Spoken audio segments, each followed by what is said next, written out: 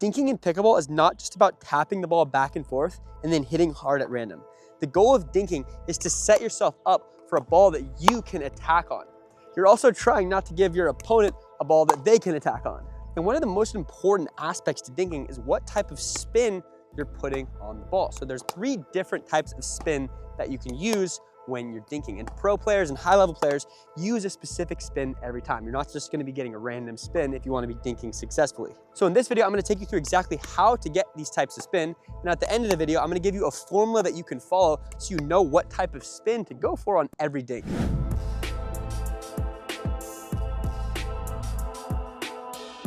So before I show you the types of spin that you should be using on your dinks, you need to think about the different aggressiveness levels and depths on your dink. So the first type of dink you can go for is what we call a push dink. And a push dink is where you're pushing your opponent's back. And the way that you do that is by hitting the dinks deeper into the kitchen. So here I'm hitting my dinks a little bit harder and I'm going further in the kitchen. Look what Drew, he has to kind of back up if he can't take it out of the air, right? So push dinks are great for getting pop-ups so that you could speed up at your opponent. This is where you're being aggressive and trying to make them pop the ball up and you can attack. The next type of dink is a lift dink. So the lift dink is essentially the opposite of a push dink. It's where I'm going shorter to prevent my opponent from attacking. Because if I go shorter in the kitchen, he has a worse angle over the net because if the ball is low, he has to hit it more up. So lift dinks, I might be using them when my opponent is using a push dink. And all I'm really doing here is preventing my opponent from attacking by hitting the ball short. So if he's going hard and I'm not in a good position to hit a push dink, I might go for my lift dink, which is essentially just preventing him from attacking. So those are all good examples of lift dinks. And the last type of dink you have to understand is something you want to avoid, which is a dead dink. A dead dink is just one that gives your opponent a ton of time and a good angle over the net. So a dead dink looks like this, really high. Drew has a good angle to attack. He has a lot of time. The ball is in front of him. You don't want to be giving your opponents slow dinks that are bouncing up high. It's just a bad dink. So a dead dink is essentially a bad dink and we want to avoid those at all costs. Now getting into the spin that we use on dinks. The first type of spin that you have to understand is slice. So slice looks like this, and slice and backspin are the same thing. So as you can see, on these dinks, I'm spinning the ball back towards me. So we're getting underspin on the ball, which has a few benefits.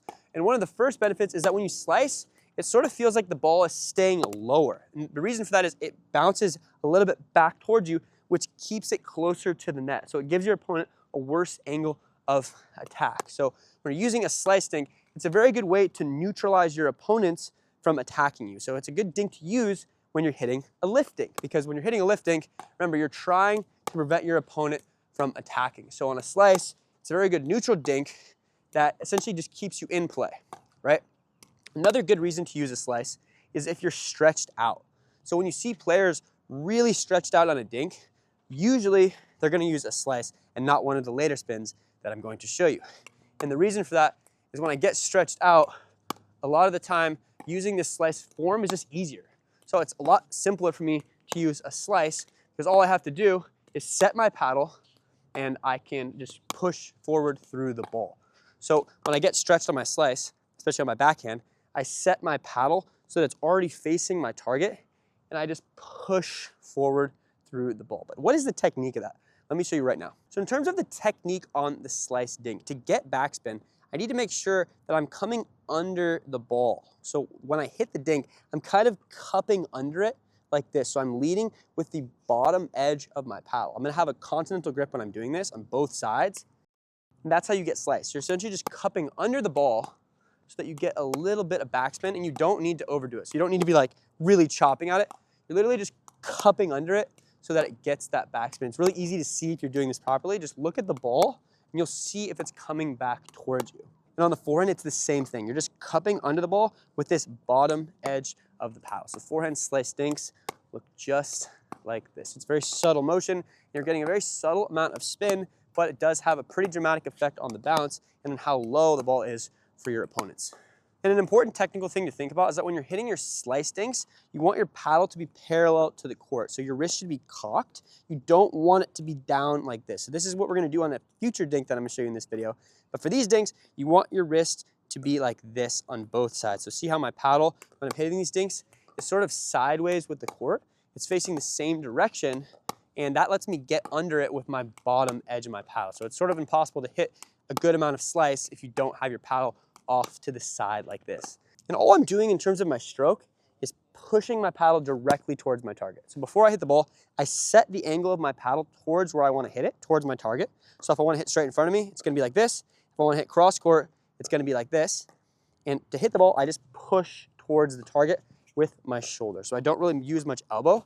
I just hinge my shoulder while cupping under the ball to go straight towards my target. So you're minimizing the variables. You're really just using your shoulder to hit the shot, no wrist or elbow. You're cupping under it. This is how you stay accurate with this shot. So you don't want to be overcomplicating it by moving your body or moving your elbow too much. You're literally just hinging with your shoulder towards the ball. So the next spin that you have to understand if you want to ever be an advanced player is topspin. So topspin dinks are our aggressive dinks, and they're how we lure our opponents into giving us pop-ups that we can attack.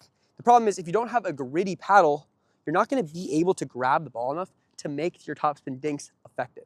If you're looking for a paddle that has more grit, but you don't want to break the bank, highly recommend checking out ours right now because for Black Friday, they're all on a crazy discount. This is our brand new paddle, the Duo. Right now, if you use code Friday, you can get it for $45 off.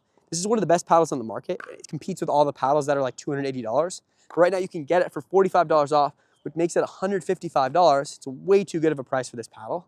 So if you want to get one with our Black Friday discount live, head to our site now and use code Friday. And if you're watching this on Black Friday weekend, you can get a free pack of balance pods with any paddle that you purchase. So if you get one of these, you get that crazy discount and you get one of our free packs of balance pods so you can weight the paddle up. If you're looking for a new paddle, guys, I highly recommend you go to our site now and get one of these. So topspin dinks are essentially the exact opposite of slice dinks. Here, I'm riding up the back of the ball, going up to spin the ball away from me.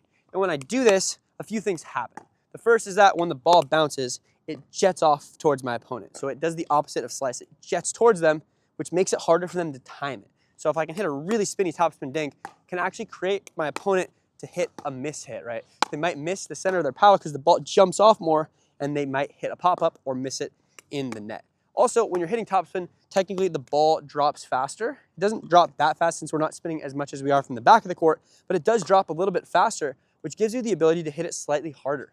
So I can hit the ball harder and it jumps off at my opponent when it hits the ground. So overall, these are just more aggressive dinks, and you want to be using them as push dinks, meaning you're hitting them deeper in the box so that your opponent sort of gets pushed back and you can move them around so that your opponent gets stretched. So as you can see there, I hit one towards Drew's backhand, then I go cross court towards his forehand. I'm sort of just moving around with my topspin dinks, trying to get him to give me that pop-up so I can attack.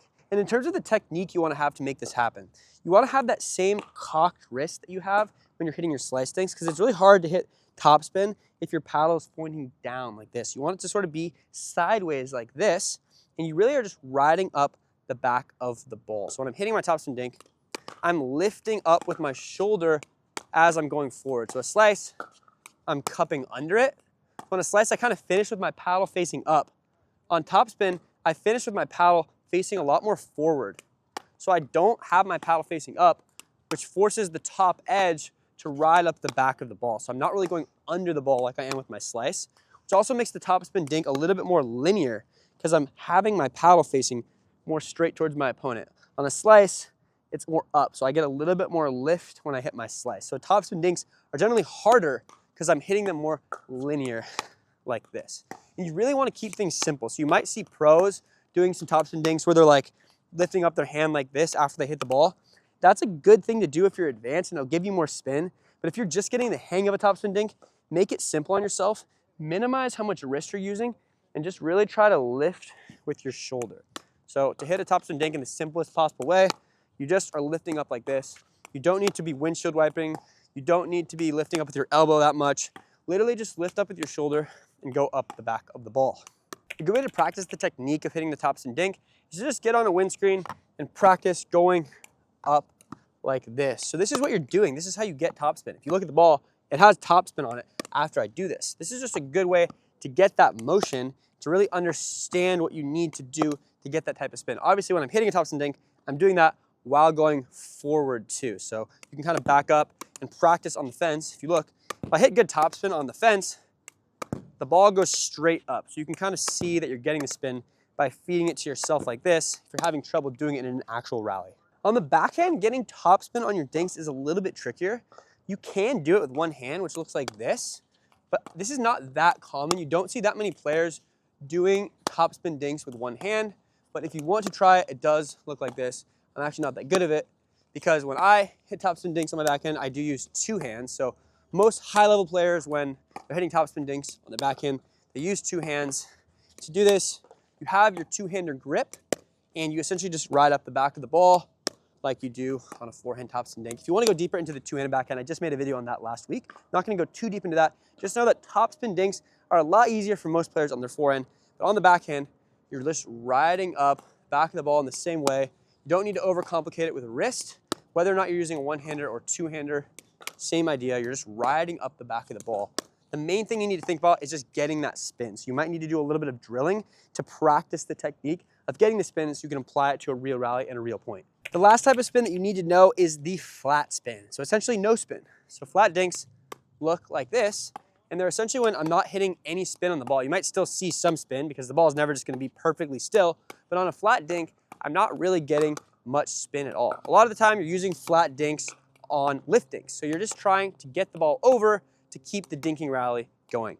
When this is really common in my experience is when you're jammed, meaning the ball is really close to your body, or you're reaching, like you're in a bad position, and you're just trying to get the ball over. So let's say Drew hits a really short dink. If I'm not there, I can just tap it over with a flat dink and stay in the rally. Or he hits it right at me. I don't really know what to do. I can just flat dink it right back to him so that I stay in the rally. So I'm not really going for spin here. I'm just trying to hit a lift dink that's closer to the net so I could stay in the rally. So flat dinks are our most consistent dinks because there's the littlest amount of things going on. So a lot of the time when I'm hitting my flat dink, my paddle is facing down. I'm literally just pushing my shoulder forward and getting that dink right a little bit short in the kitchen so that he can't attack on it. So it's really a situational dink. It's not ideal, but it is the most consistent dink and the easiest dink to hit. So if you can't get the topspin dink or the slice dink down yet, don't feel bad if you're just using flat dinks to start. It's a totally fine way to get the feel for dinking before you learn the other types of spin. So it is sort of the more beginner dink, but a lot of advanced players will use this in the situations that I mentioned. Now guys, I'm gonna give you the phrase to remember so you always know what type of dink to hit depending on what situation you're in. And what the phrase is slice when you're stretched, flat when you're jammed, and topspin when you have time. So what do I mean by that? Well, if you're ever stretched out side to side, usually your best option is to go for a slice dink because here you have the best ability to hit a controlled dink when you're not really in your strike zone, because with slices, you can sort of cup around the ball the best. So if I'm stretched out, I can set my paddle like this and slice under it. So when you see pros that are stretched out, a lot of the time they're using their slices.